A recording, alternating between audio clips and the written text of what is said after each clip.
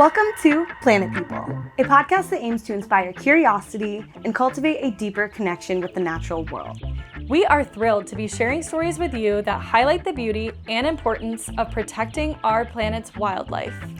Be sure to follow us on social media and your favorite podcast streaming platform so that you never miss an episode.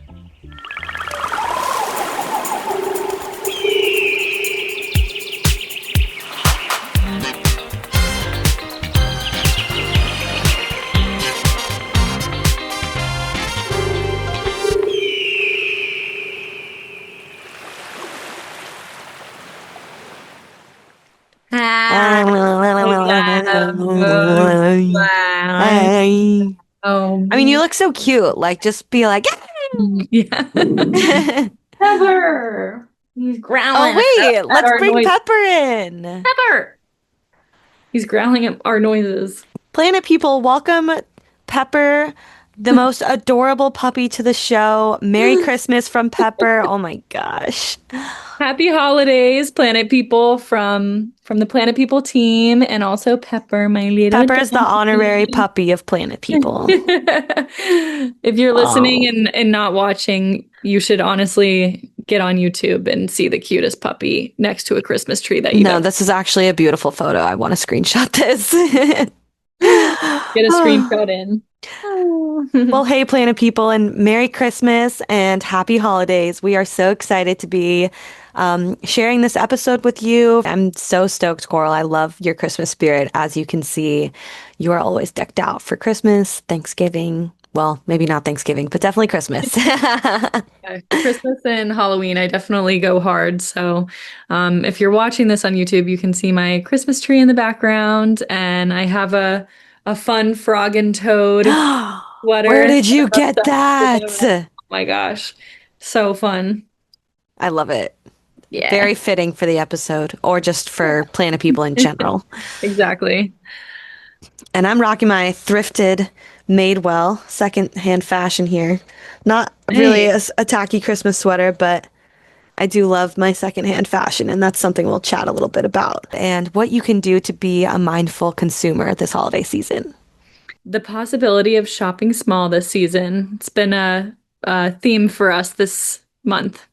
Yeah, definitely, especially with Sherry Elf's episode. If you haven't listened yet, that's maybe something you can tune into this week. And that kind of opens the doorway to also that shopping small piece, right? And incorporating secondhand gifts into your gift shopping this holiday season, whether that looks like going to thrift stores, repurposing gifts. Something that I heard yesterday in a meeting, somebody was talking about white elephant gift exchange. I've done it a million times. I actually did a white elephant for work a couple of days ago.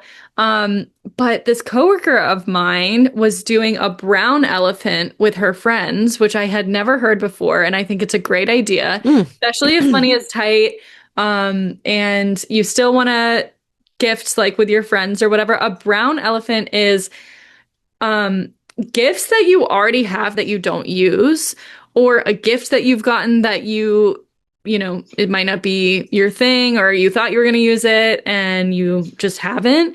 So something that's just kind of like laying around that you maybe would think, oh, maybe I'll give that away or whatever. So it's almost in a like upcycling, like thrifting manner. And I love that. So if you want to do a white elephant exchange this year, maybe consider a brown elephant one, especially if you don't want to spend extra money. Great idea. Good alternative, especially with money being tight, I'm sure, for everyone. We really encourage you to dive deeper into what it looks like to step away from buying on Amazon or Walmart. Yeah, I think it can be like a fun challenge, and also a way to get to know your community more, get to know small vendors, small business owners, and your own community, and how you can use your dollar in a way that would really make a huge difference for a small business owner or an artist. Etsy is a wonderful place to go to as well. No, I think these are all really good options, because I've been on Etsy, and there are definitely small artists on there that benefit from your dollar more than Amazon does. And it is a challenge. Like it's so easy to go on Amazon. That's why it's a problem, because it's right at our fingertips and our disposal. But there are better alternatives. And if there's one thing Coral and I know how to do when we're together, is go thrift shopping. We hit Crossroads hard. Don't sleep on Crossroads. If you're in LA, you know Crossroads is a gold mine.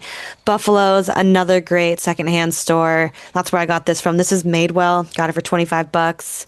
I get brand new free people there. Like, I love secondhand shopping, and thrift shopping is way more fun than going to the mall. I mean, it's just a vibe in there. Everyone is unique too. You just take inspiration from thrift stores, and you really do find brand new designer items in there. We love a good thrift, and I've been seeing more and more online, these trending videos, which I love, of people actually going to thrift stores and making like a little thrift basket gift for their loved ones. You know, thrift stores are overflowing with different odds and ends, whether it be clothing, that you can find designer stuff there. You can find some brand new stuff as well, and really amazing pieces from like the 80s and the 90s. You know, there's a bunch of stuff, but also there's like kitchenware, there's decor items. Like, I got some Christmas and Halloween decor actually at a thrift store for a fraction of the price that you would normally get it on Amazon or Walmart or Home Depot even. Oh, totally.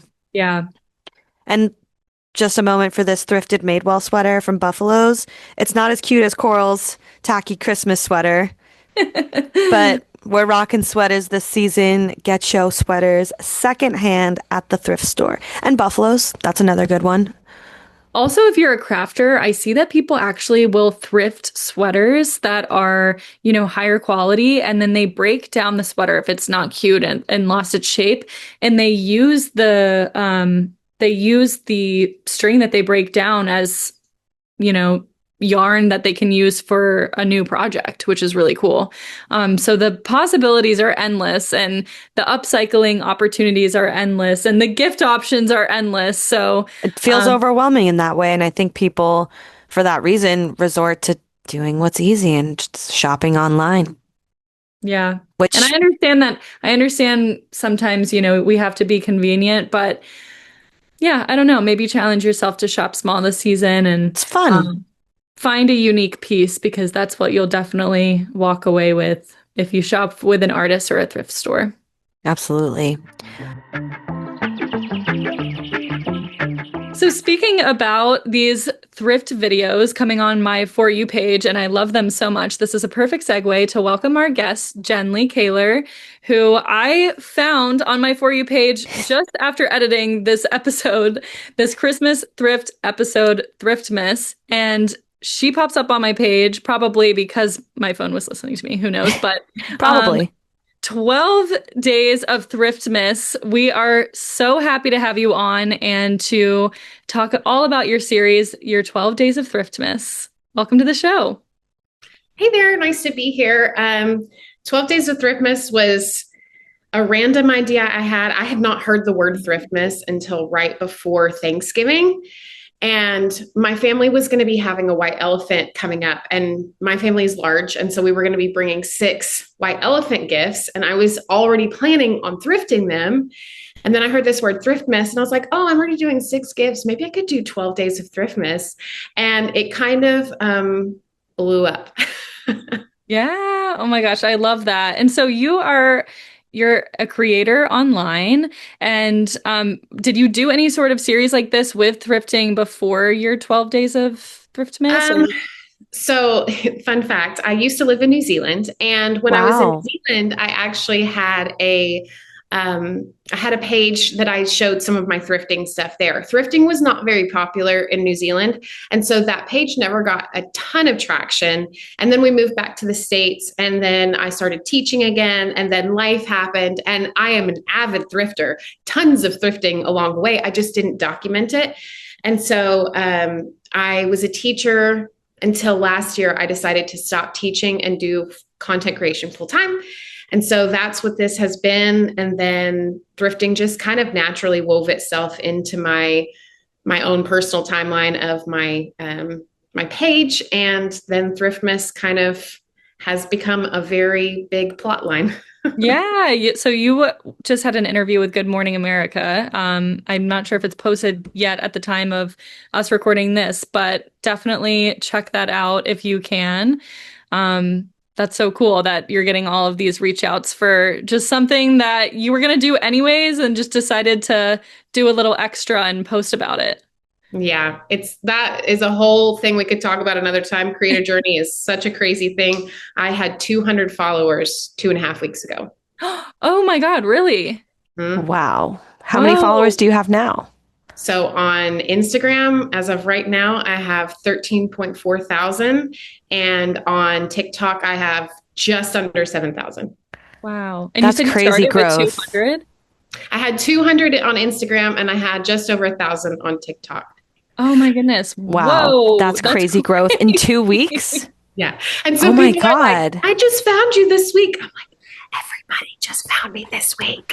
That's so fun. Well, I'm happy to be on the bandwagon because I have to brag here for a minute. Like, I think I have probably the best For You page of anyone. Like, people always talk about how social media is like this death trap and doom scrolling and whatever. Like, you can curate like a really good For You page, and I am a testament to that. I have funny videos, I have crafting videos, I have your videos, clearly, this 12 days of Thriftmas, which I love so much. And I just get so many like inspiration and joy of watching my For You page. It's kind of like my winding down for the day enjoyment that I get to look forward to every single day. But as soon as I saw your videos, I think I watched the last one. That's the one that came on my page. And then I went through and I watched all of them. And I was like, this is awesome, because we were just preaching about thrifting for gifts. And you just presented it in such a like elegant and digestible way, and something that I felt like you delivered your message of, this is what I'm doing, and like you can do it too, and it's fun. And I just really appreciated the approach of the way that you made your videos. Well, I think it's so fun that you kind of just put your idea out there about how to be sustainable and offer this, way forward for other people to include those best practices. And it's crazy how many opportunities have opened up since you just put your idea out there. And like, I mean, you were on Good Morning America. That just happened because you really had an idea, and your energy around it probably really just attracted people to you. So that's just so fun. Yes, I do think we could have a whole other talk on energy and frequency and all of that stuff too. We'll have to sometime, because I need your growth hack tips. But that's a real thing. People want you and what you have to offer. So yeah, I really could get off on that. So we'll have to talk offline about it. But that's awesome though. I mean, that's such a great way to be a planet person too, and reach people by just with like the kindness in your heart and wanting to share ways for other people to have sustainable best practices. Yeah. So you mentioned that you were are you from New Zealand? No, I'm actually originally from the Dallas area, which is where I live now. Okay. And we lived in New Zealand for 4 years, all during COVID. That's a whole story in and of itself. And we moved over there for my husband's work. Okay, cool. And so you were thrifting then. Have you always been a thrift queen, or? I thrifted long before thrifting was trending. Totally. I'm older than what most people think. And it's been decades of thrifting now. And I started thrifting, probably in high school. And if you count garage sales, that was my dad. I mean, you would see a garage sale sign, he'd just turn that wheel, and we were garage sale family. So I grew up secondhand. And at the time I hated it because it was like, it's not popular. And why do I have to get used clothes and things like that? And then it just became a part of me. Then fast forward, I had my own kids, and I had 3 in 3 years. And so it was like, boom, boom, boom, kids. We chose to be a one-income family during that time. And so the reality of part of why thrifting has become such a thread for myself is actually financially was my number one reason why.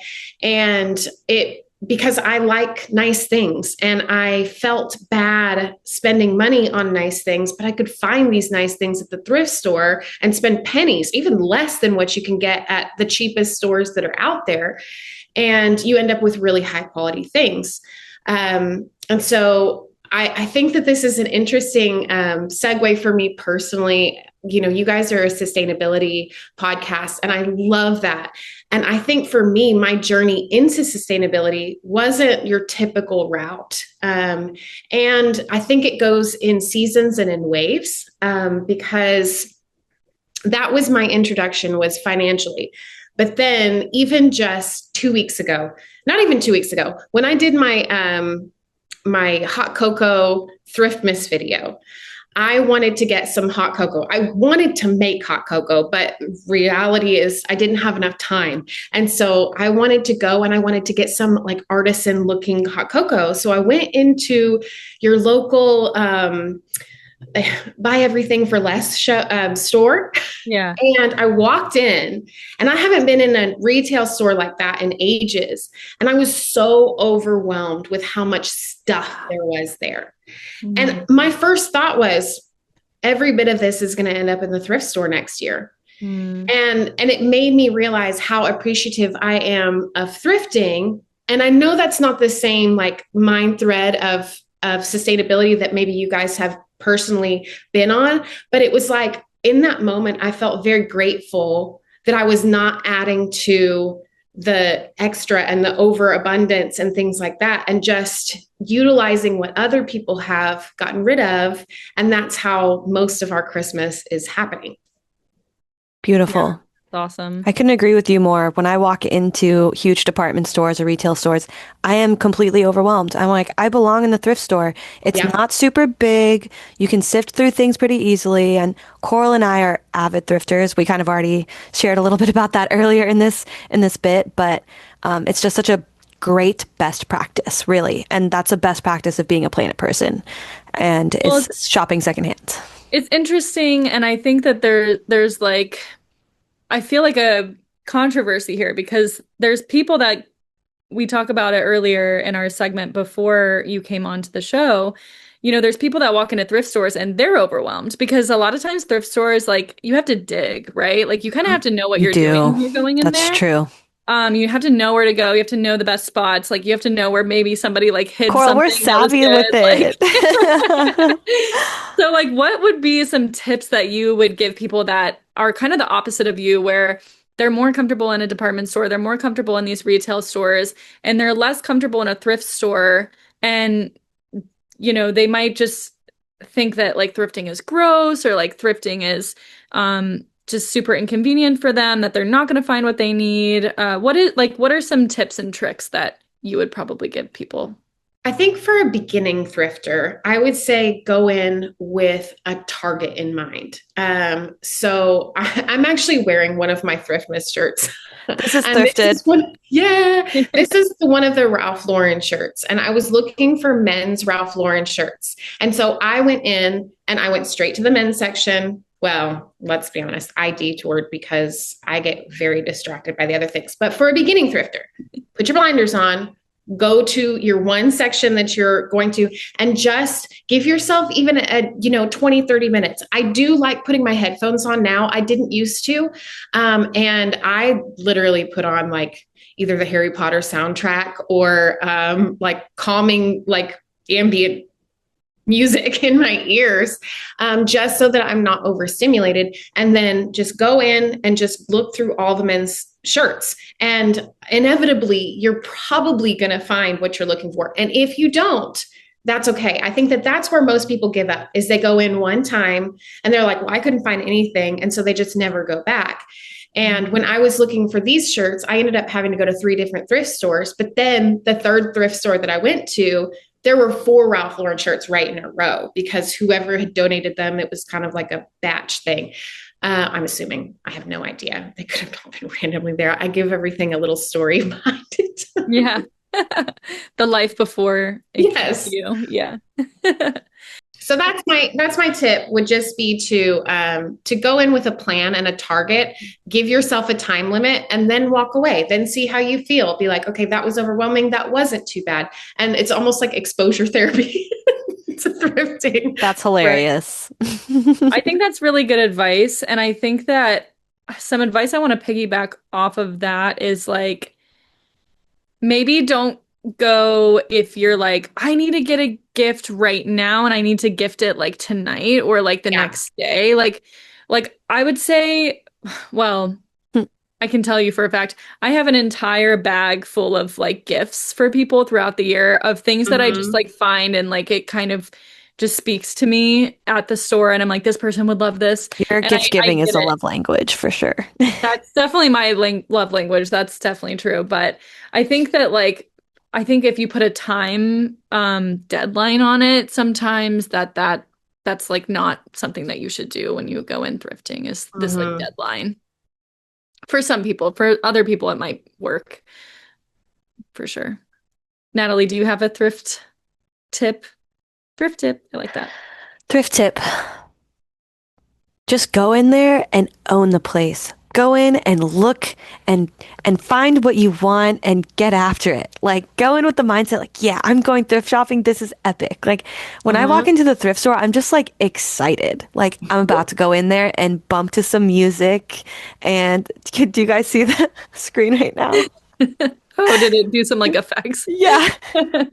No, I just get amped up like to go to the thrift store because I know I'm going to find gold. Yeah.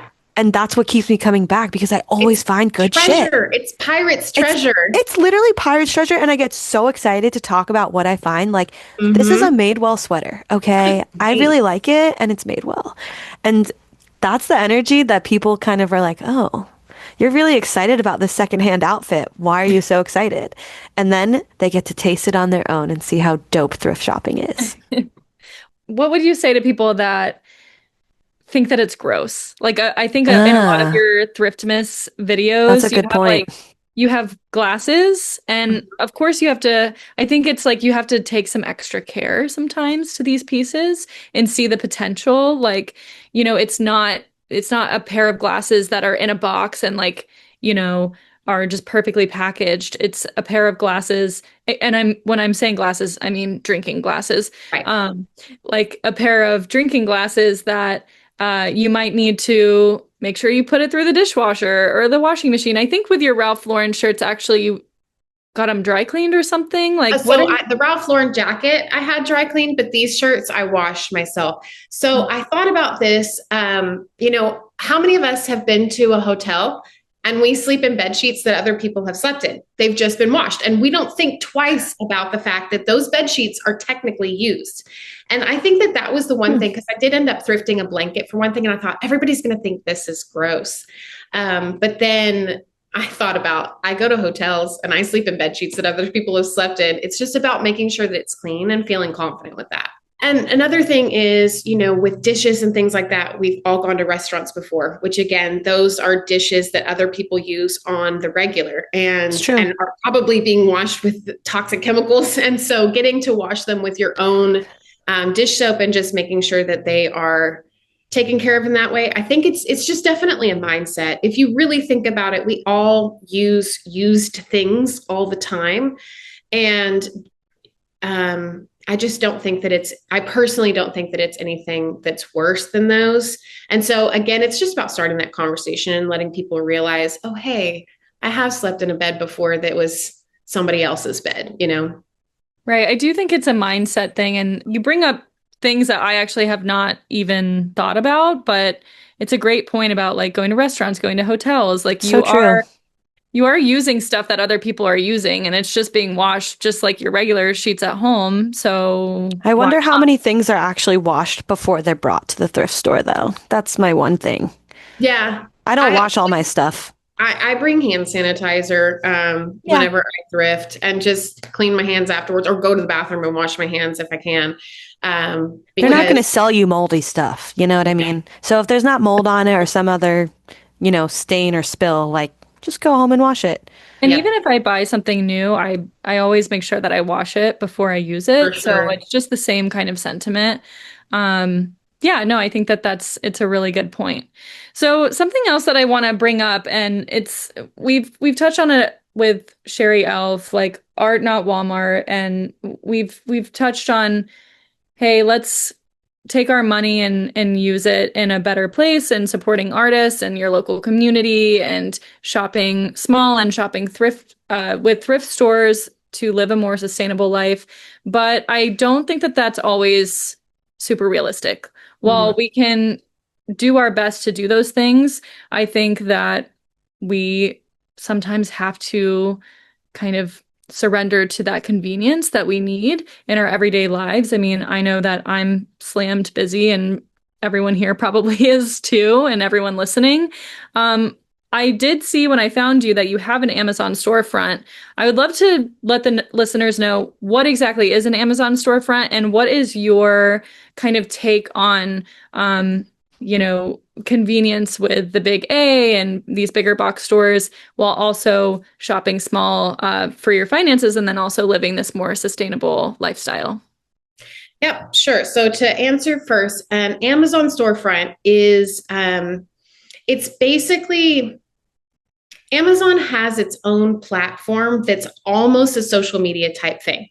And it's not forward facing like obviously TikTok or Instagram or anything like that. But when you're on Amazon, if you've ever looked at a product or something pops up and it says, sponsored post, or it has a person that's talking about the product, like, talking about my phone, not really my phone, but my phone case, talking about my phone case or something like that. And you're like, oh, hey, that person has a storefront, and it's not the same thing as a review, kind of, but basically, when you become a Amazon influencer, you have to apply to do it, and you can create your own storefront. So when I chose to walk away from teaching, I knew I needed to have an income online. And I knew that that was one way to do it, because realistically, I do have a phone case. I do have, underwear that I buy and stuff like that. So there's certain things that are like normal things that are already in my house. My vacuum cleaner, for instance, that is sold on Amazon. So I just created a little video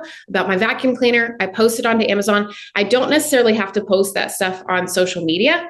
Occasionally I do, if it fits with my brand, but you can just post stuff. And then if somebody watches that video, then I, as a content creator, earn a little bit of commission. And so that's something that I'm trying to do in this season, to try to earn money for my family so that I can stay at home. And it's an interesting thing that you ask that about the different layers. So just this morning, I was laying in bed, and now that I've started thrifting more, honestly, I have more stuff. And as a content creator, I know I'm also going to be buying more stuff.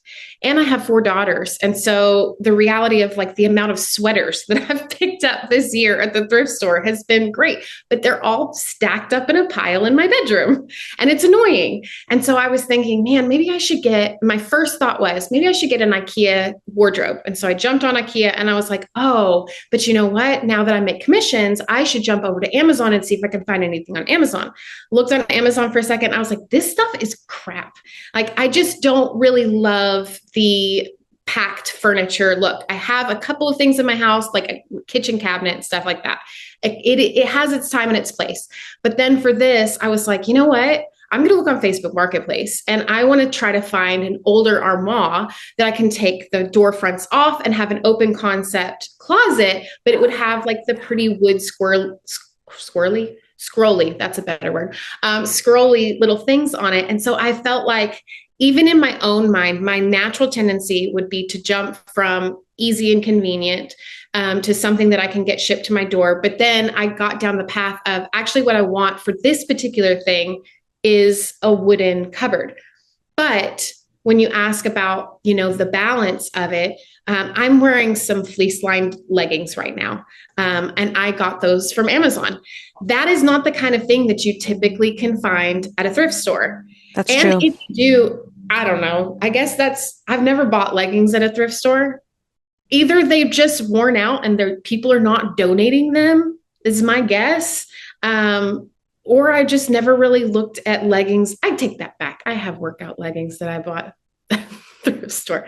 Anyway, that being said, there's a balance between buying some things like fleece lined leggings that are just going to be less likely to find in the thrift store, but then also cleaning products, or like I said, my vacuum, or I use a rice water shampoo bar, and I order that from Amazon as well. So I think that in my own personal journey, way back many moons ago, I started to go toxic free, and I got rid of everything, and I only did glass plates, and I only did all these things, and it became such a heavy burden at times for me, because I had 4 kids, and the dishes were piling up, and I was struggling with that. And so I found that in that season, I needed to release that and not feel guilty for that. And so I think that you're right. It is a balance in finding what fits you in this season. Right now it's Christmas time. We're all super busy. I have kids that are in basketball. And the reality is that I did buy a pack of paper plates, because I knew that for my family's life to sustain through this month, I needed to make some slight adjustments. And then I can go back to the way that things can be more sustainable in the long run. But my sanity is also important, and making sure that I release myself from guilt when I do have to step out of that conservation type mindset. For sure. Another thing about Amazon, and in this balance between like Amazon and, shopping small, is there's actually small businesses that are on Amazon. Mm-hmm. And then creators like you are a small business as well. And so that also kind of goes into this. That's why I haven't been like a full like stop, no Amazon in my life, because I'm like, well, I actually find small businesses that I support through Amazon. And then there's some small businesses that I follow that make the switch onto Amazon, and it kind of uplifts them. So I do think that there is this balance. I think it takes time to, instead of just like going on there and just clicking whatever the first thing that pops up, like doing your research on there a little bit, and then like finding these like cooler businesses that actually really benefit from your dollar can go a long way. And then even supporting creators like you, like, could you just let our listeners know, when somebody does go to your storefront, like, how do they make sure that you get the commission? So Amazon is an interesting little thing. You can make money in several different ways. So one of the ways is literally like, if you just watch one of my videos before you added stuff to your cart, or it might even be, I don't know. If you watch a video of mine, anything that you purchase after you've watched my video, I get a small commission off of. Now that's only going to be like 1 to 3%, but it is something. And so just watching a video, not even purchasing from the things that I have, helps for somebody like me. But then if you also purchase from my video, so say I did trying to think. I had some of my children's books from when I was a teacher. So I read some of my children's books on Amazon. If somebody buys one of the children's books, then I get a slightly larger commission because they bought directly from my link. But even if you watched that video and then bought something else, I still will get commission. And so it's kind of and there's other ways as well. Like they have certain products that will get a bigger boost on commissions because of it's kind of a whole game out there. And I still don't really know all of it, but even just watching creators' videos helps them. And watching it then says, oh, hey, this person has a great video. We're going to push it out more. So even just watching videos helps other creators to boost that. And there's so many creators on there that are making money, that are moms that are just trying to make a little bit of extra income or trying to pay off debt. And I even try to just go watch somebody's video before I post. I might not even know them, but I know that they're actually putting effort out there and they're trying their hardest to bring something extra to their family. Yeah. 100%. Thanks for breaking that down, because I actually didn't know how it worked. I know I've seen it on mine as well, but I just didn't know, like, I was like, I feel like they're getting something from this, but I'm not quite sure, because otherwise why would anyone do it? But it just goes to show that different like balance aspect to this moral high ground and feeling the guilt and like whatever. But there are ways to support people and support small businesses, even on these larger corporations and apps. Yeah, that's really good. I thought about that the other day too, because somebody said support small business. And I thought, does that count as me? Yeah, no, it does. It really does. I really like the way that you articulated like this balance and in the way that, it is a season and it's an ebb and flow of what works in your life and what doesn't. And I just don't think that it needs to be this whole black and white, like, okay, cut out all of these, whether it be toxins or these big box stores, like it's and only shop, at these, because it can get expensive as well. You know what I mean? Like both can actually get really expensive if you're and the availability of where you Yeah. live. Yeah. Because if you live at super rural, you might not be able to find some of the same things. I live in a big city now in Dallas, and then I lived in New Zealand before, which was an island. And so that was a whole different ballgame on sustainability versus, because getting things shipped was so expensive. So you figured out the ways around and the ways to do things. But again, I think that it's based on what season of life you're living in. My grandmother always says there's a reason for every season. And that was kind of in the context of like friends come into your life for different reasons and seasons.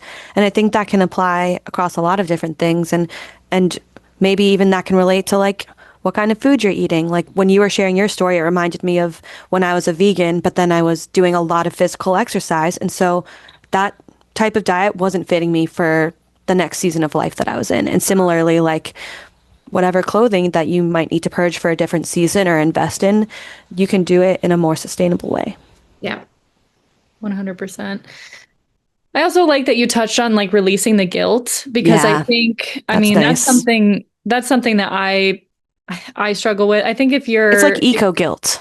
yeah, It's like eco guilt. Yeah. if you care It's about, because you have a passion that you're so passionate about. And then when you have a life circumstance that doesn't align with that passion, it makes you feel like, oh, I must not be super passionate about this, or I'm going against my passion or my own mindset.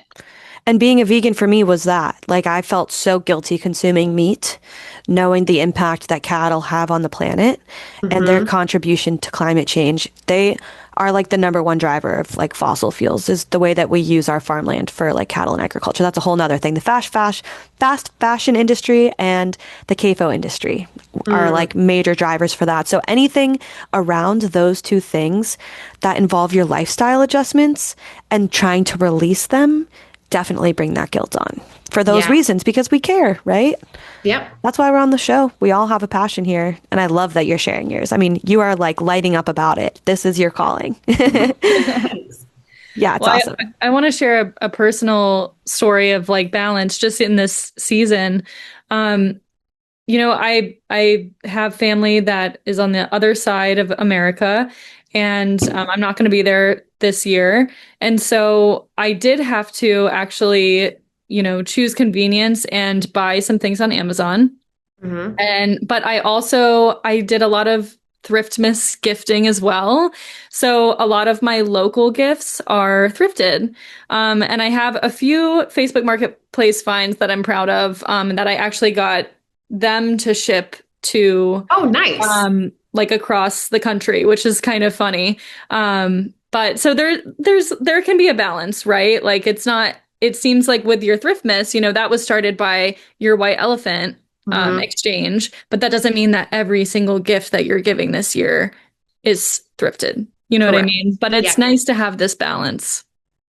Yep, for sure. I definitely think that, and it is funny because I didn't realize how popular Thriftmas would become. I mean, Good Morning America reached out. Like that was just blown my mind crazy. And it's like, as the days progressed, I felt compelled to give people really great ideas for thrifting gifts, because I had one gift that I had bought, and then when it came time to film it, I was like, this isn't good enough. Like, I want people to be inspired. I want people to like be able to go out and find something repeatable. I think that was the biggest thing, is I wanted something that was repeatable, because I know that my mind thinks way outside of the box. And a lot of people who think inside the box, that's probably the ones that are getting overwhelmed with going thrifting, is because they think inside the box, and there's nothing wrong with that at all. But you basically have to say, here's something that you can think about and go do. And so it was just such a, it escalated, and it even drove my passion deeper, like how much I enjoy thrifting, because on the whole seasons thing and releasing guilt, we're in a season where we're a single income family. I mean, I've just started making money online. And so I felt guilty for going to do this thing that I actually love. And this, I guess, gave me a little bit of an excuse to be like, well, my people need me to go thrift today. I love that for you. I love that. It's your calling. Yeah. Absolutely is your calling. And the way that you speak about it, it's so beautiful. You really just want to help people and be in service to this Thriftmas like funness, right? It's fun, and people need a little bit of joy and spark around this time of year. And I think like you mentioned, everything is for a reason and a season, right? Christmas is for joy. We just have to remember that. It's like, yeah, it's the end of the year and we're tired, but now we get to like be joyful. I feel like I'm going back to the guilt thing, because so many people feel guilty that they can't give from Amazon, or that they can't give from a big box store, because that's just what our culture is conditioned to do. And then when finances get super tight, because I know I'm not the only one with tight finances right now. And when finances get tight, they want to gift something beautiful, but they don't feel like they can. And I think that is probably why Thriftmas took off way more, is because, like me and my intro into a more sustainable lifestyle, it was actually finances that drove me there, because I realized that I can get high quality things without spending money. And bonus, it's saving the planet as well. I love For that. sure. A total bonus. I also like that you mentioned like relatability, because what your Thriftmas series did was find things that is probably in everybody's thrift store. Not just even their cabinets. They might not even need to go thrifting. They could be like, oh, those 2 whiskey glasses that I never use, I'll clean them up and make them look real pretty. Yeah.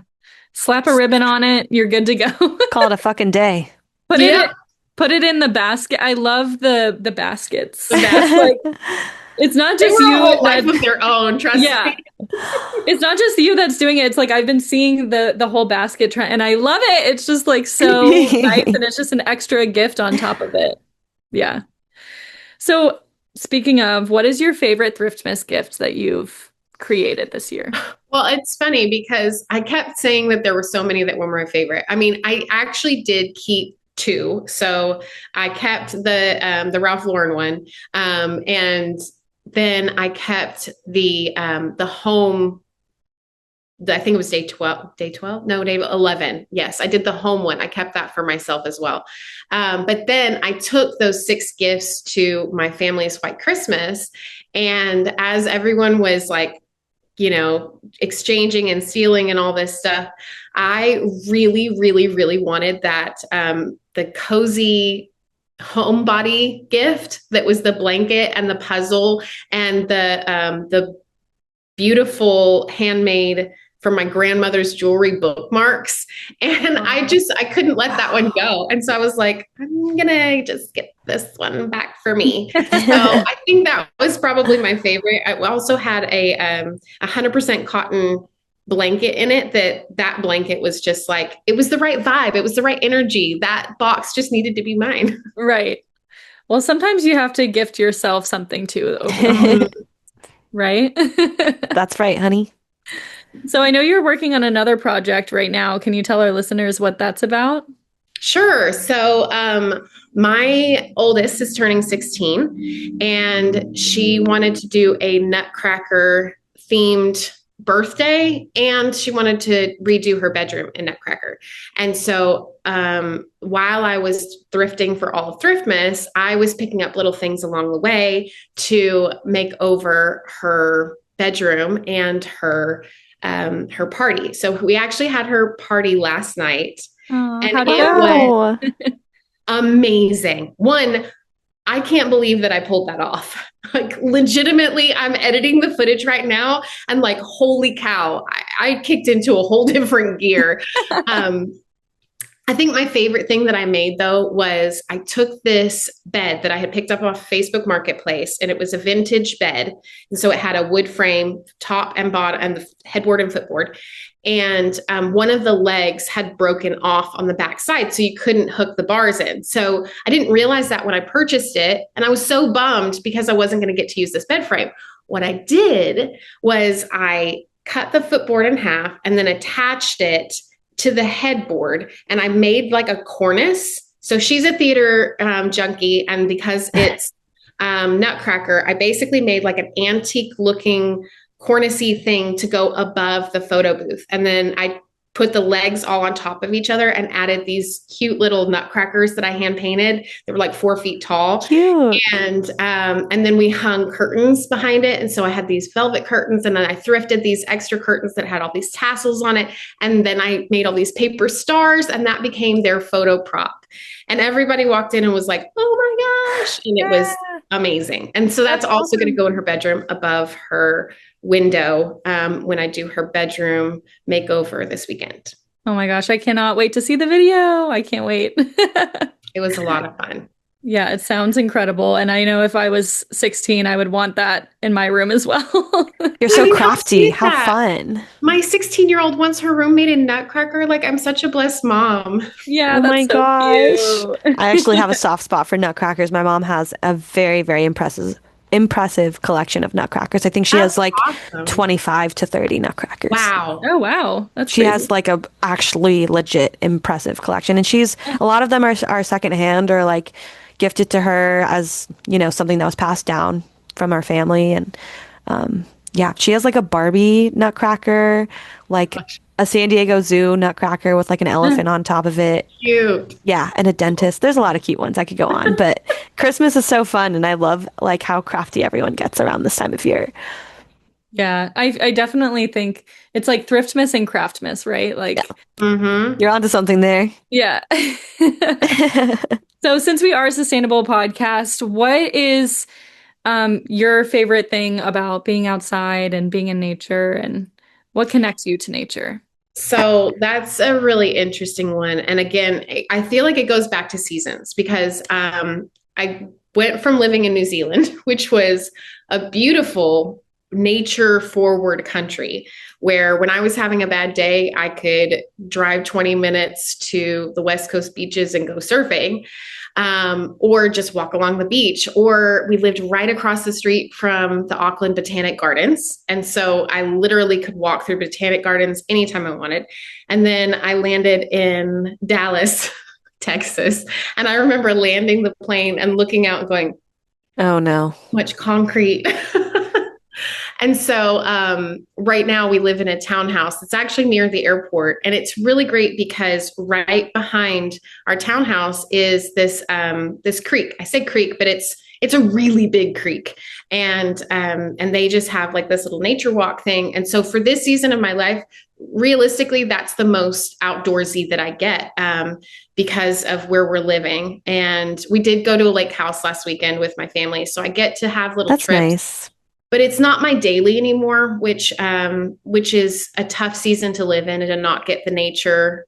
And the reality is not everybody has access to that beautiful stuff. So you have to find your little spots to take that in.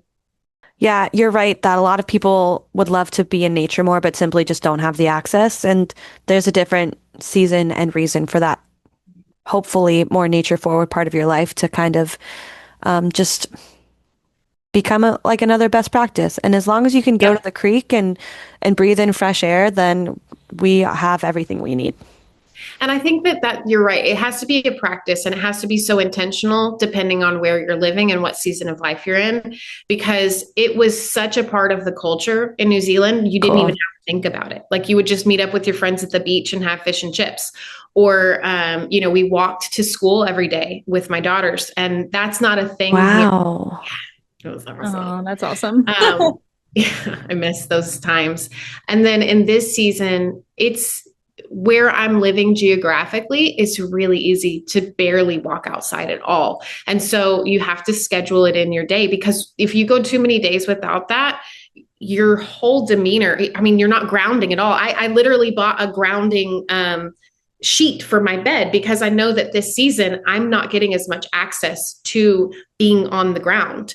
And so I think that is about being intentional. And then when you have those moments where you're like, man, I don't feel super well. And you're like, oh, duh, it's because I need to go outside and walk barefoot. I love that. Period. Period. Yeah. I mean, you hit the nail on the head there. I love just go touch some grass, right? Exactly. Yeah. That's really what it is. What I must ask is this grounding sheet on your Amazon storefronts? Like, what is this? I'm confused. Okay. So every home is grounded. Like they have to ground it so that it doesn't, get struck by lightning. And so all of your sockets are literally grounded into the ground. And so like it's a release of energy into the ground. And so we as human beings, naturally we release energy. And so it's the best way to do that is literally to be outside in nature, to put your feet on the ground and your body and nature, Mother Nature do its thing, and you don't even have to think about it.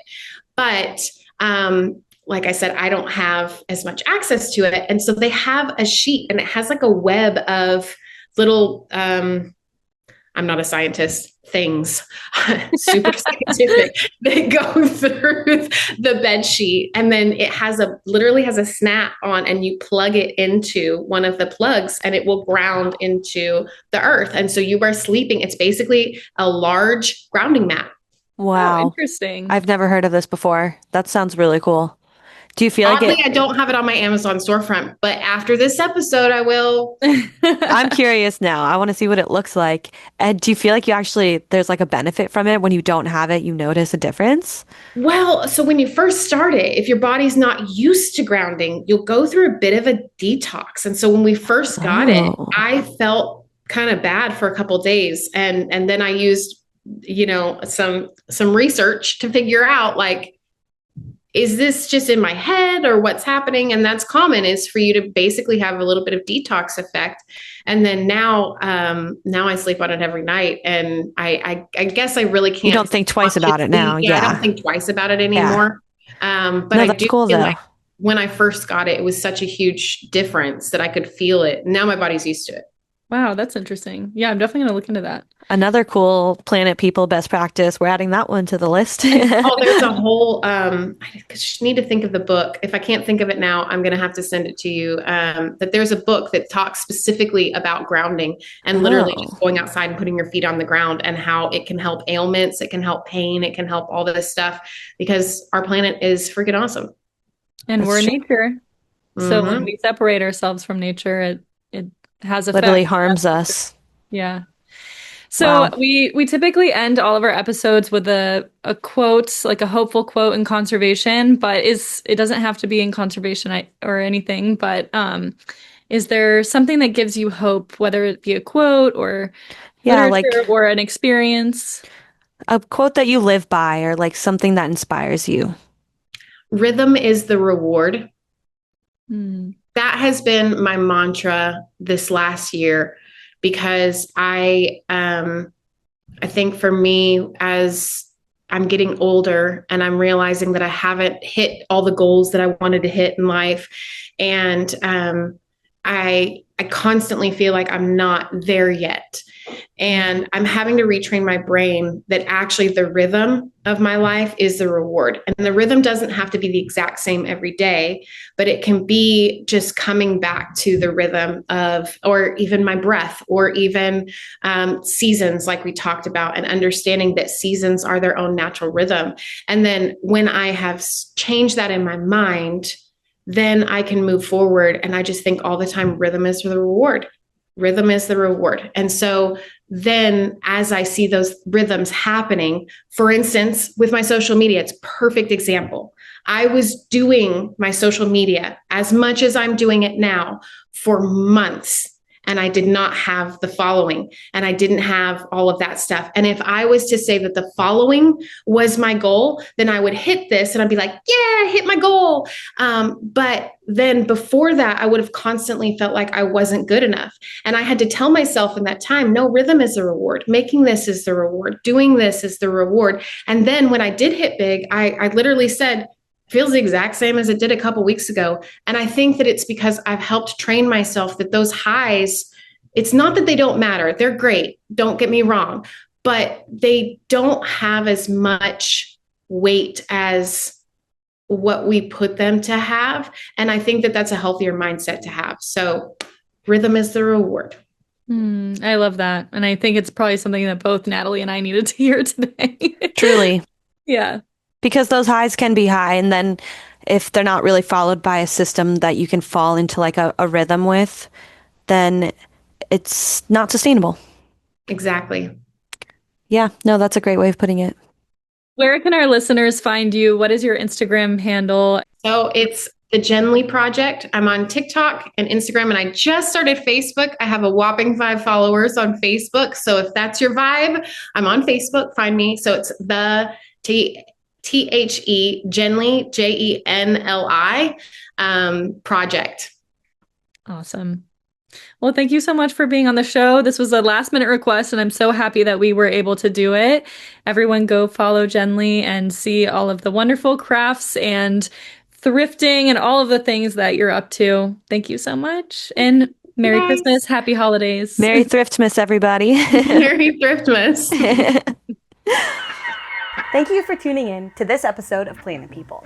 We are thrilled to have you as part of our community of wildlifers who care about protecting the planet for future generations to enjoy. We hope that by listening, you feel inspired to connect with nature and become a steward of the planet by getting involved and taking action with your local community conservation organizations. Until next time, stay positive, Planet People. This episode was produced by Natalie Jean Sybil, Coral Carson, and Hugh Carr. Directed and edited by Coral Carson. Theme song by Hugh Carr under the artist name Flama. Thank you, team.